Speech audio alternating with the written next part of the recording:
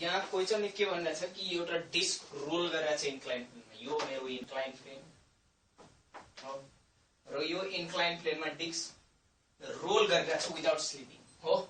हो हैन, यो रोल गरिरहेछ यसरी रोल गरिरहेछ हो। र डिस्कको के भनिरहेछ, disc is rolling on a incline plane without slipping. यो यसरी स्लिप भइरहेछ छैन, कहीँ स्लिप भएको छैन। यसरी आउँदाखेरि यसरी स्लिप हुने नि फेरि रोल गर्ने, यसरी स्लिप हुने रोल गर्ने, त्यस्तो हो छैन, पुरा रोल गरिरहेछ हो। देन व्हाट फ्र्याक्सन अफ, यहाँ कुन कुन एनर्जी होला सबसे पहिले? एउटा त यो रोटेट गरिरहेछ about this axis, axis of rotation यो हो। त यो एउटा त रोटेशनल काइनेटिक एनर्जी होला, यो रोटेट गरिरहेछ हो हो।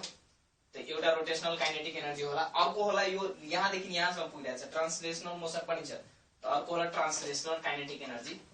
त यो दुईटाको सम हुन्छ टोटल काइनेटिक एनर्जी। र यो टोटल काइनेटिक एनर्जीमा टोटल जुन एनर्जी छ योसँग, त्यो एनर्जीमा रोटेशनल काइनेटिक एनर्जीको फ्र्याक्सन कति छ त्यो हाम्रो क्वेशन हो। त हेर्नु, यो इन्क्लाइन सर्फेसमा यो रोल पनि गरिरहेको थियो अबाउट दिस एक्सिस, यो थियो एक्सिस अफ रोटेसन। त यो एक्सिस ओमेगा ले मानौ के गरेको थियो, एंगुलर भेलोसिटी थियो र लिनियर भेलोसिटी कति थियो, v। सेन्टर अफ मासबाट देखाए पनि हुन्छ v हो, v। त योसँग के थियो, एउटा रोटेशनल काइनेटिक एनर्जी, एउटा कुन ट्रान्सलेशनल काइनेटिक एनर्जी। किनकि यहाँदेखि यहाँसम्म पुग्छ, लेन्थमा पनि कभर गरिरहेछ, डिस्टेन्स पनि कभर गरिरहेछ। त यदि लेन्थ कभर गरिरहेछ हामी के भन्छौँ, लेन्थमा मोसन छ भनेदेखि हामी के भन्छौँ, यसलाई डिस्प्लेसन भइरहेछ, डिस्टेन्स आइरहेछ भने हामी के भन्छौँ, यसलाई त्यो ट्रान्सलेशनल काइनेटिक एनर्जी। यदि एंगलमा कुनै अब्जेक्ट डिस्प्लेस भइरहेछ एंगलमा हो, पहिले इनिशियली एंगल यहाँ थियो, यसको पोजिसन पछि यहाँ पुग्यो, त्यो थीटाले डिस्प्लेस भयो, त यसलाई हामी भन्छौँ रोटेशनल मोसन हो। त यहाँ त दुईटै भइरहेको थियो, यसलाई हामी रोलिङ भन्छौँ हो, छ यहाँ रोलिङ छ, रोलिङ। त मलाई पहिले रोटेशनल कुनै हामी पहिले त्यो rotational translational energy translational motion पढ्दाखेरि यो बडीको मास m छ हो, यो कुनै अब्जेक्ट छ, यो अब्जेक्टको मास m छ र यो v भेलोसिटी मुभ गरिरहेछ भनेदेखि यसको काइनेटिक एनर्जी कति हुन्थ्यो, हाफ यसको मास इन्टु भेलोसिटीको स्क्वायर हो के। र अब हामी यो अब्जेक्ट पनि यहाँदेखि यहाँसम्म मुभ गरिरहेछ, त यसको पनि ट्रान्सलेशनल काइनेटिक एनर्जी जुन हुन्छ त्यो हुन्छ हाफ m र यो v भेलोसिटीको स्क्वायर हो, र यसको यो डिस्कको मास m हो। अब यो डिस्क रोटेट पनि गरिरहेछ र कुनै यो डिस्क थियो र यो अबाउट m यो एक्सिस रोटेट गरिरहेछ भनेदेखि यसरी रोटेट गरिरहेको हुन्थ्यो भनेदेखि मात्रै रोटेट गरिरहेको हुन्थ्यो। अहिले ट्रान्सलेशनल मोसन छैन, यसले रोटेसन मात्रै छ।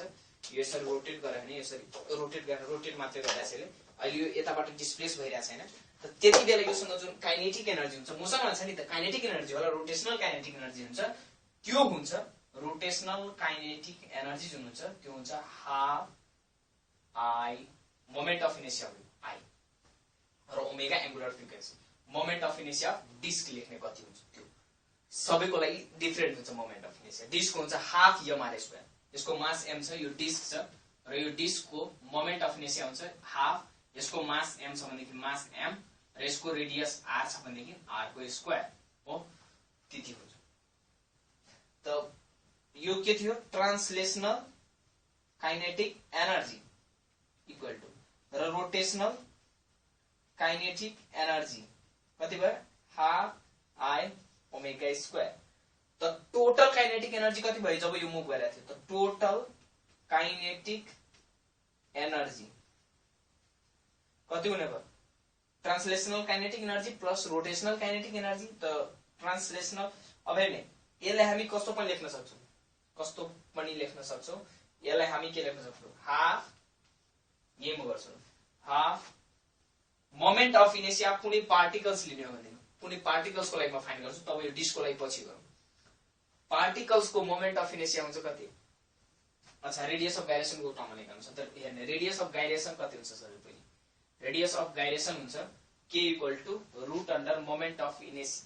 Of inertia divided by mass of that particles. Moment of inertia divided by mass of that particles. हो र यो माने यो कुनै पार्टिकल्स थियो र यो particles about this axis rotate गरेको थियो यसरी कुनै पार्टिकल्स यसरी रोटेट गरेको भनेदेखि यो पार्टिकल्स को मोमेन्ट अफ इनर्शिया हुन्छ यसको मास m छ भनेदेखि मोमेन्ट अफ इनर्शिया हुन्छ mr² हो र यसको मलाई रेडियस अफ गायरेसन जुन के ले डिनोट गर्छ भने k divide equal to r I by m हुन्छ I by m हुन्छ त त्यस्तै हैन त यो I by m त यो के हुन गयो मोमेन्ट अफ इनर्शिया कति हुने मास बाइ r को स्क्वायर बाइ मास यो के हुन्छ क्यान्सल त k त हेर्ने अब यहाँबाट लेख्न भनेदेखि यहाँ लेख्नु k square equal to I by m त m इक्वल टु यहाँ हेर्ने अब I इक्वल टु कति लेख्नु छु I equal to m k square लेख्न सक्छु m k स्क्वायर र omega equal to v equal to r omega linear velocity equal to distance from the centre त्यो हामी सर्कुलर मोसनमा पनि पढिरहेको हुन्छ कि हुँदैन र एंगुलर भेलोसिटी ओके त यहाँबाट हामी omega equal to v by r लेख्न सक्छौं त यो v बाइ r हो यहाँ हेर्ने v यो linear velocity divided by radius of this disc र यो मास m र रेडियस अफ गायरेसन k यो डिस्कको लागि हेर्ने भने पहिले पार्टिकलको लागि फाइन्ड गर्ने र त्यसपछि अब सबैको लागि युज गर्ने र डिस्कको लागि स्फियरको लागि जेको लागि रिङको लागि जेको लागि गर्दै पनि हुन्छ त यो के भयो half m v square k square by r square हो मैले यस्तो टर्म लेख्न खोजेको त यसलाई हामी के लेख्न सक्छौं हाफ m v स्क्वायर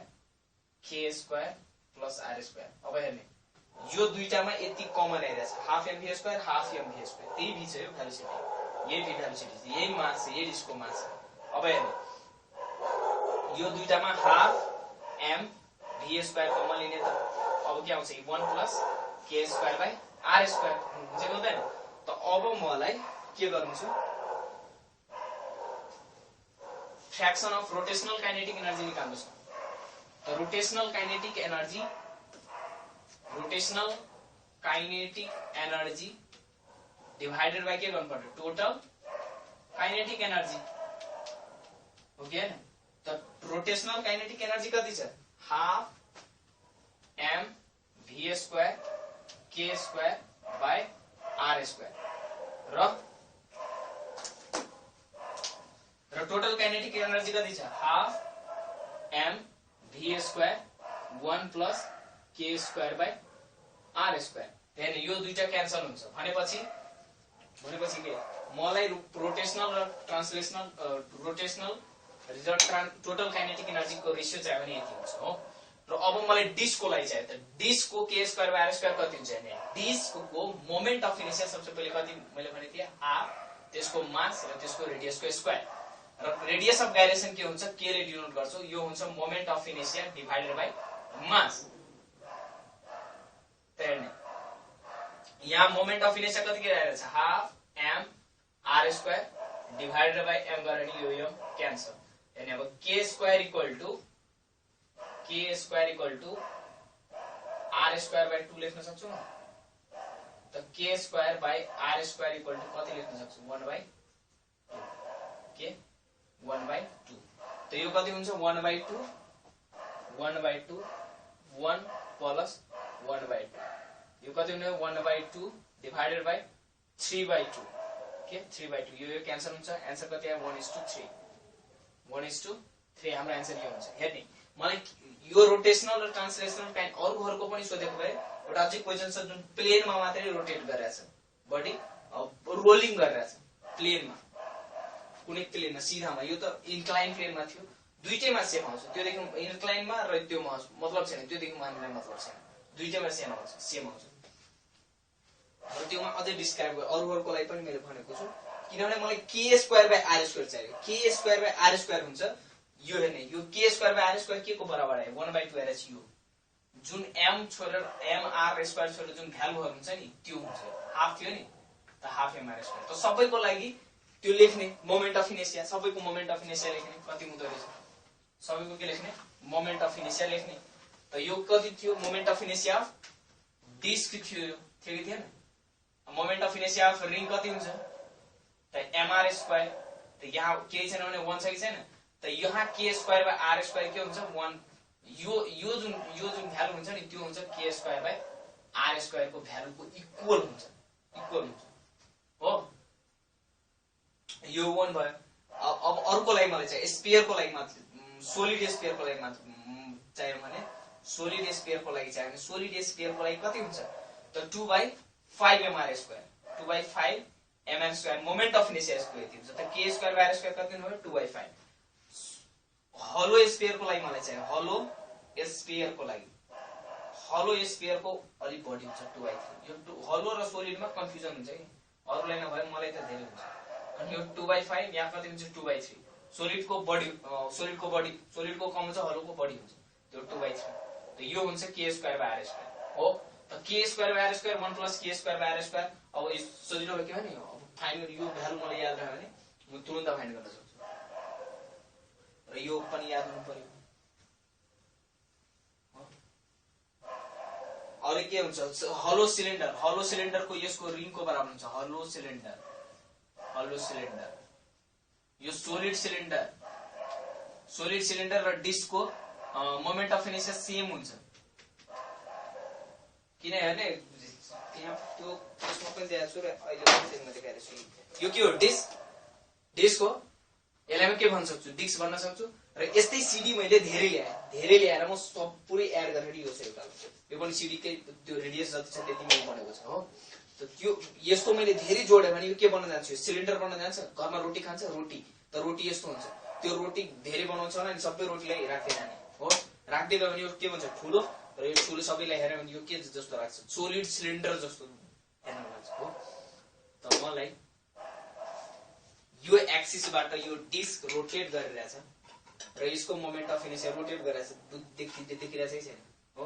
त यसरी रोटेट गरिरहेछ यसले रोटेट गरिरहेछ त रोटेट गरिरहेछ त यसको मोमेन्ट अफ इनर्शिया हुन्छ हाफ mr स्क्वायर हो त म अब के गर्छु यो एड गर्छु अझै घरमा भएको रोटीमा सबै एड गर्ने हो अब यसलाई यसरी रोटेट गर्ने त्यसको मोमेन्ट अफ इनर्शिया कति हुन्छ हेर्ने एक्सिस अफ जहाँबाट एक्सिस अफ रोटेट गरिरहेछ त्यो एक्सिसमा हेर्ने यहाँबाट के जस्तो यो देखिरहेछ मलाई यो डिस्क जस्तो देखिरहेछ हो के हैन त यो डिस्कको मोमेन्ट अफ इनर्शिया कति हुन्छ त्यति नै लेख्ने मास त बढिरहेछ नि के बढिरहेछ मास रेडियस थोरै गडबड भइरहेछ रेडियस त त्यही हो नि हो के हैन त मोमेन्ट अफ इनर्शिया त्यही हुन्छ र हलो सिलिन्डर भए पनि त्यही हुन्छ रिङलाई हेर्ने घरमा चुडा आउँछ हो यो यस्तो यो घडी अनि चुडा त्यस्तै जोइन गर्ने जोइन गर्दै भने के देखिन्छ त्यो हलो सिलिन्डर जस्तो हुन्छ हो ठुलो चुडाको के भन्छ त्यो लडी हुन्छ नि त्यो यसरी हेर्यो भने के जस्तो देखिन्छ त्यो सिलिन्डर जस्तो देखिन्छ हो